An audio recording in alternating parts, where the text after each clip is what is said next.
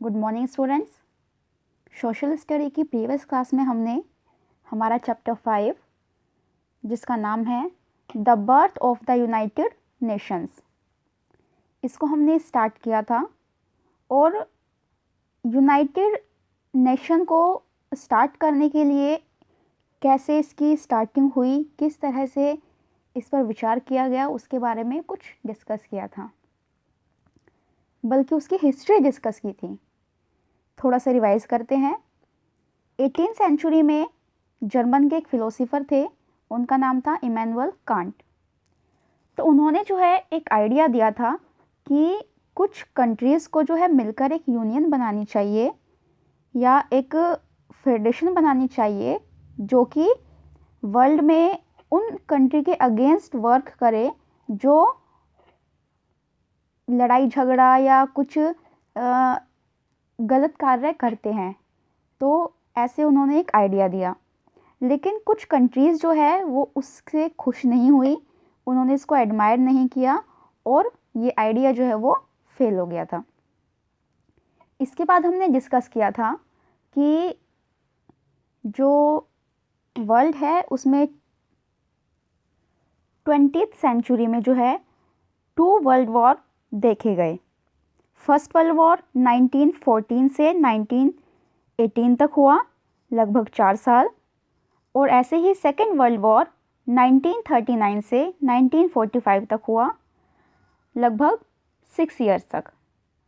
और इन दोनों ही world war में जो लोग थे वो बहुत ज़्यादा लोग जो है वो मारे गए, इंजर्ड हुए, लोगों ने अपने जो है फैमिलीज़ को खो दिया, ब्रोकन अप हो गई, उनकी फैमिली टूट गई, और कुछ लोग शेल्टरलेस यानी कि बेघर हो गए। और सेकेंड वर्ल्ड वॉर के time United state of America यानी कि यूएसए ने क्या किया कि जापान पर एटम बम को गिरा दिया। जापान की 2 सिटीज़ हिरोशिमा और नागासाकी, इन दोनों सिटीज़ पर जो है एटम बम गिराया गया और ये दोनों सिटीज़ कुछ ही मिनटों में बर्बाद हो गई, बिल्कुल डिस्ट्रॉय हो गई। इसके बाद लोगों ने, जो पावरफुल कंट्रीज़ थी, उनके लीडर्स ने इस बात को फील किया कि एक ऐसी लीग या एक ऐसी ऑर्गेनाइजेशन होनी चाहिए जो कि इस जो लोगों के अंदर डर और भय था और बहुत सारी जो प्रॉब्लम्स क्रिएट हो गई थी उनको जो है वो शांति से और आराम से उनको जो है सेटल कर सके, और जो भी प्रॉब्लम्स थी उनको सेटल डाउन कर सके। तो इस तरह से एक लीग यानी कि एक जो बैठक की गई थी उसको नाम दिया गया लीग ऑफ नेशंस, और वो किस सन में हुई थी? 1919 में। तो उसका नाम ही यही था, लीग ऑफ नेशंस इन 1919। तो ये हमने अपने प्रीवियस क्लास में डिस्कस किया था। अब हम आज इस चैप्टर की क्लास नंबर 2 में आगे डिस्कस करते हैं। League of Nations could not achieve it's objectives. जो लीग ऑफ नेशन थी 1919 में जिसको फॉर्म किया गया था, वो जो है अपने ऑब्जेक्टिव्स को अचीव नहीं कर पाई। जो उसके लक्ष्य निर्धारित किए गए थे कि लोगों में जो डर है, अनएम्प्लॉयमेंट है, फूड शॉर्टेज है, लोगों के पास घर नहीं है, इस तरह की जो समस्याएं हैं कि ये लीग उनको सॉल्व करेगी, तो वो उसको सॉल्व नहीं कर पाई। But it showed a path to the leaders to many nations of the world who now decided to establish an organization more effective than the League of Nations। लेकिन इस लीग ने जो है जो कंट्रीज़ है, कई सारे नेशंस है, कंट्रीज़ है, उनके लीडर्स को एक रास्ता दिखाया कि किस तरह से वो एक ऑर्गेनाइजेशन को जो है उसको इस्टेब्लिश कर सकते हैं और लीग जैसे काम कर रही थी उससे इफ़ेक्टिव तरीके से वो किस तरह से उससे कार्य करा सकती है, जिस बॉडी को वो इस्टेब्लिश करेंगे उसके द्वारा।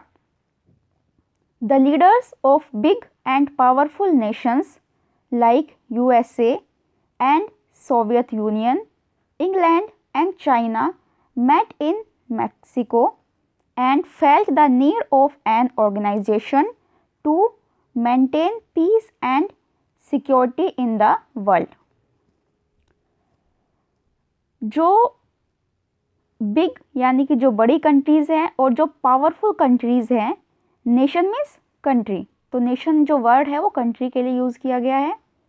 तो जो बड़ी कंट्रीज़ है या पावरफुल कंट्रीज़ हैं उनके लीडर्स ने, अब कौन कौन सी थी, USA, United state of America, Soviet union, England और चाइना, तो इन 4 बड़ी कंट्रीज़ ने एक मीटिंग की मैक्सिको में और उन्होंने फील किया कि एक ऑर्गेनाइजेशन को जो है बनाना चाहिए जो कि संसार में पीस और सिक्योरिटी को मेंटेन करेगी।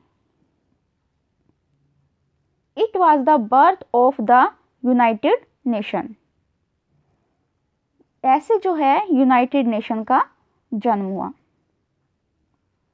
The name was suggested by Franklin D Roosevelt, president of the United state of America. और इन कंट्रीज़ ने जो ऑर्गेनाइजेशन को इस्टेब्लिश किया, कौन सी ऑर्गेनाइजेशन को इस्टेब्लिश किया उन्होंने, यूनाइटेड नेशन को।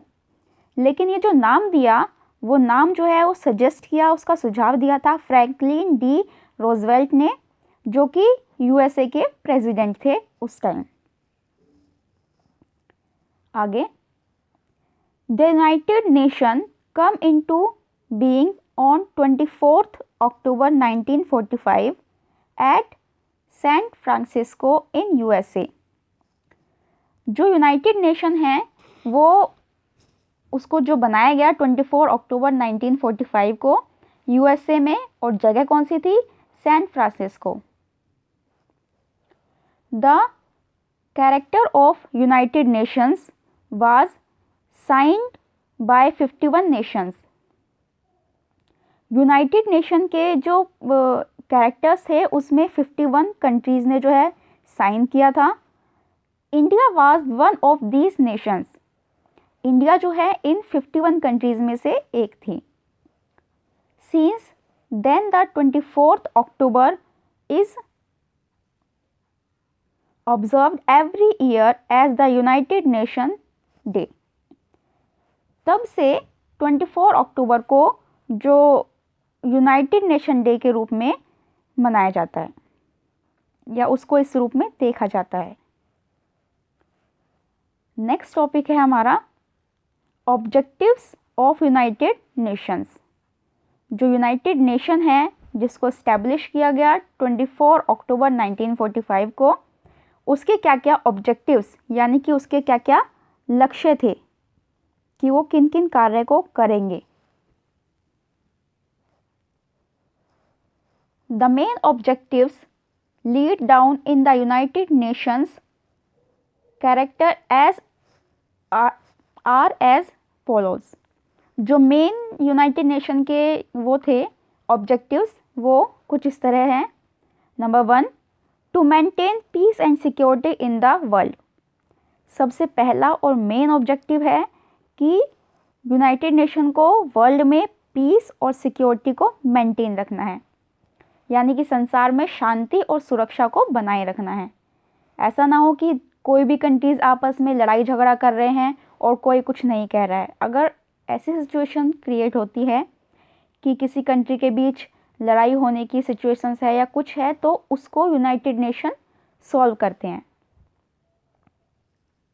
Objective number 2, to develop friendly relations and cooperation among the nations of the world.